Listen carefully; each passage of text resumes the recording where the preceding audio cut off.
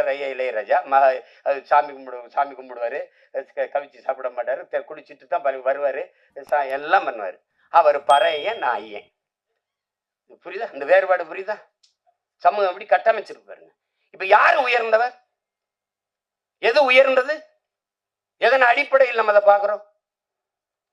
உயர் சாதிக்காரன் சுடுகாட்டு வழியே தாழ்ந்தவன் ஒருவன் இறந்து போனால் அவன் பிணத்தை எடுத்துட்டு போக முடியாது. எங்கோ அல்ல, நாகப்பட்டினத்தில் நிகழ்ந்தது. கோயிலுக்குள் நுழைய முடியாது, திறந்து போய் கும்பிடடா என்று சொல்ல ஒருத்தனும் இல்ல. பூட்டை போட்டு சாவி எடுத்துக்கிட்டு வர ஆள் இருக்கு. ஏன் சிவனே நந்தனார் சரித்திரத்திலே 63 நாயன்மார்களில் ஒருவன் பறையன். அவன் சிவன் பக்தன், எவனுக்கும் சற்றும் குறைவில்லாத பக்தன் நந்தன். எத்தனை 100 ஆண்டுகளாக அந்த வழி துரத்துகிறது. இன்றும் பல நந்தன்கள், பல ஆயிரம் நந்தன்கள்.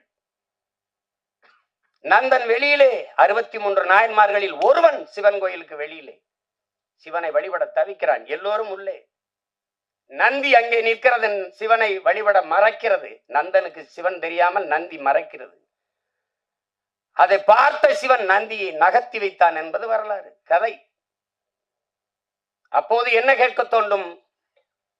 எந்த ஒரு மானுடனுக்கும் ஒரு கேள்வி எழும் இல்லையா? நந்தியை நகர்த்தி வைத்த சிவன் நந்தா உள்ளவாடா என்று ஏன் கூப்பிடல? இந்த கேள்வி எழுமா இயலாது? எழுமா இயலாதா? அப்ப இறைவனுக்கும் தீண்டாமை இருந்ததா? நீனும் சாதிய பாகுபாடு பார்த்தாயா?